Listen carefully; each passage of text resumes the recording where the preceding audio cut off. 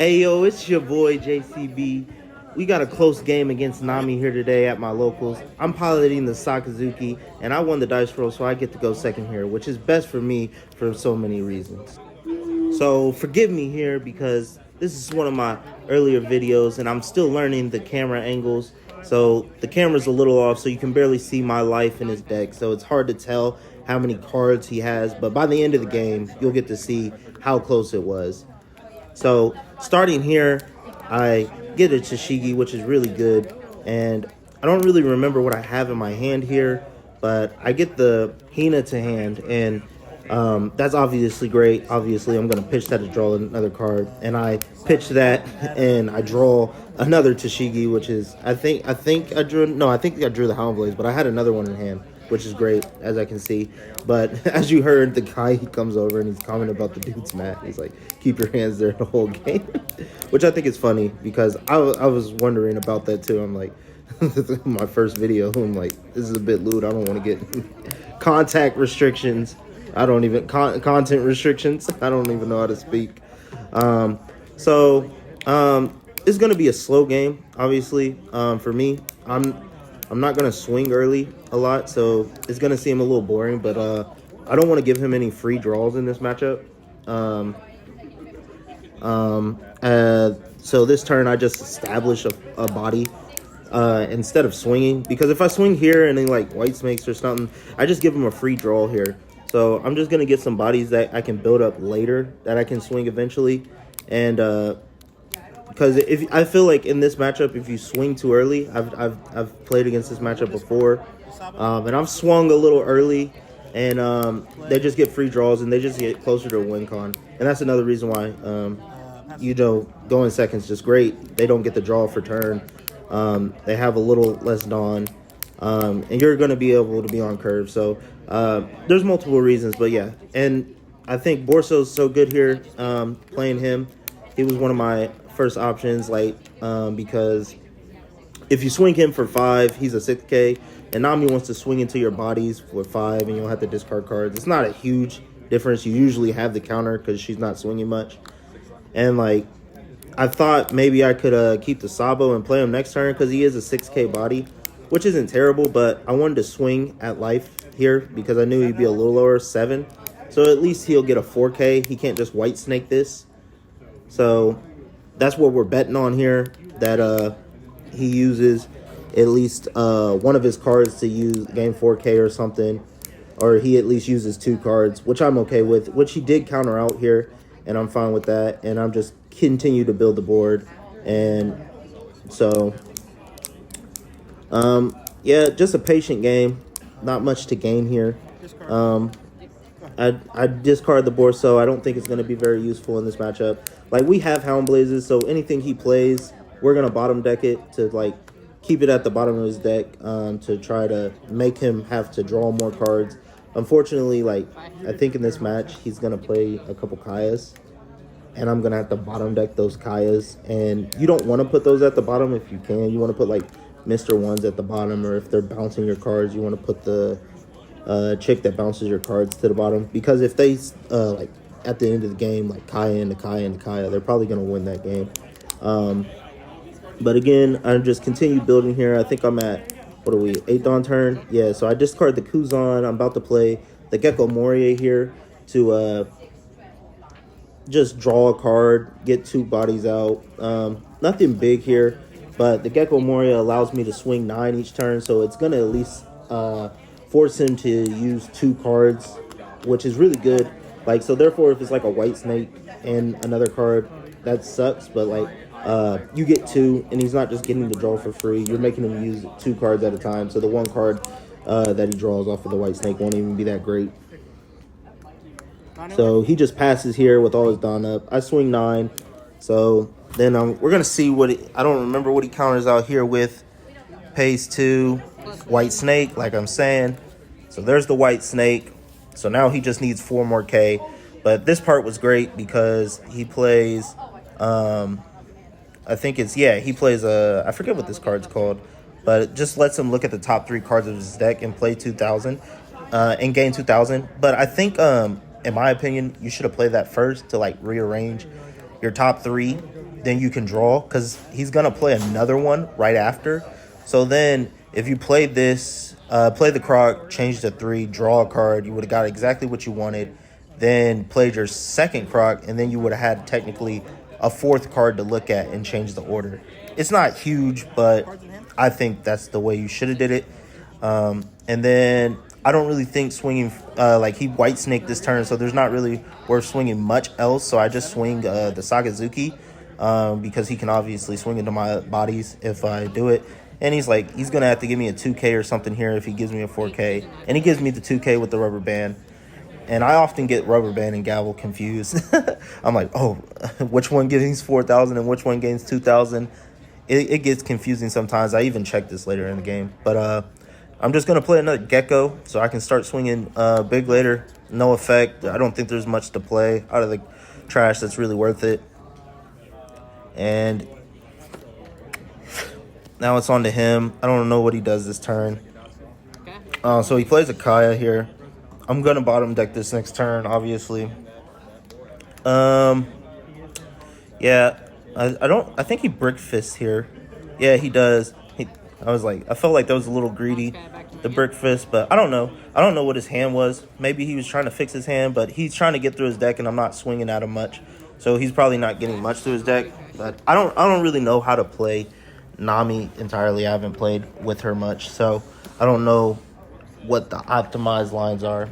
But I do know that their counters are usually 4Ks and 2Ks. And then now White Snake being really good makes like 9K swings worth 2 cards at least always. And I don't know, gets a little dicey. I think he's just going to pass here after he does this the second time, leaving him with 6 Dawn up. So that's probably like what? Most 9K worth of counters if he has a White Snake, maybe 12K if they're 2 4Ks. So we're going to start swinging here, but I think I actually do this a little wrong this turn because he still has 5 life, and I think I should have just been swinging 9. But for some reason I swing 11 here. I think I get a bit greedy because I think in my mind what I processed was like, oh, he can White Snake and then he can 4K, but then he'll have to use another card. And I was like, let's swing 11. Yeah, or something like that, because 4K plus 2K plus 1K, I was like, if he has that, then it'd be 3 cards. But I think that was just a bit greedy. Maybe I should have just kept swinging 9. And then we get the double 4K here, which is fine. I'm fine with that, the double 4K. And so now I think we swing 11 again. Yeah, I think we should have just been swinging 9. He was down to 3 Dawn too, like especially when he was down to 3 Dawn, I should have been swinging 9. He sees the impel down card, draws 2 cards, which is nice for him. And then I swing 12. I accidentally say 13 here, I think, but we're rolling with it. We get a few life off of him, and we're just gonna pass. And yeah, misplayed this turn a little bit. I think that was my mistake. I should have just been swinging 9s. I could have got more swings in as well if I swung some 9s. Discard the eruption. Never going to use that this game. So I don't remember if he just passes here, but oh no, he gets peel off. Yeah, he plays. I think he plays all 4 peel offs this game. This is insane.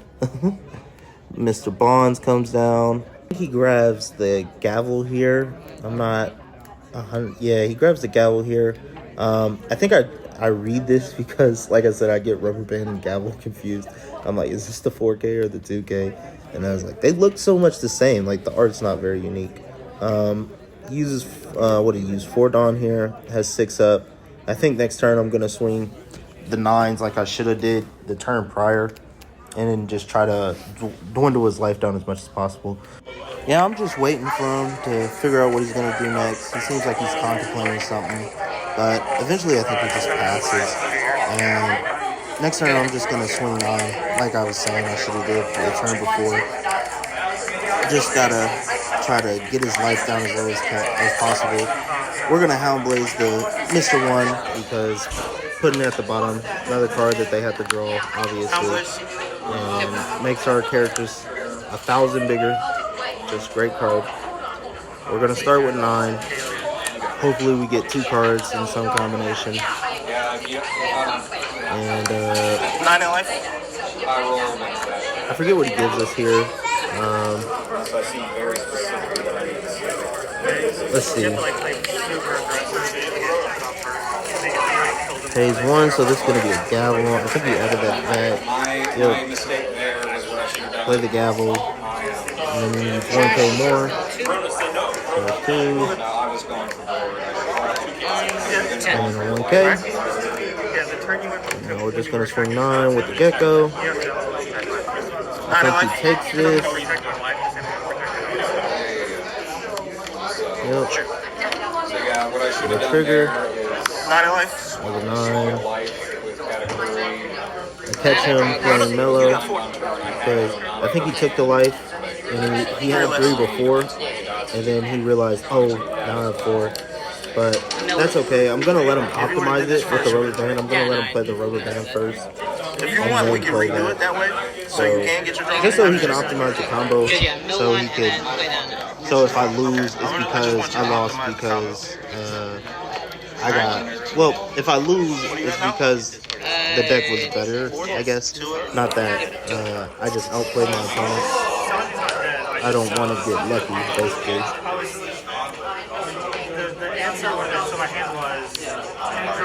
Just gonna swing 8 here. So I swing 8 instead of 9 because I have a Dawn on the side, so I couldn't swing 9/9. So I swung 8, but he has 2 Dawn left. So I'm like, if he gives me a 4K out of this, that's fine.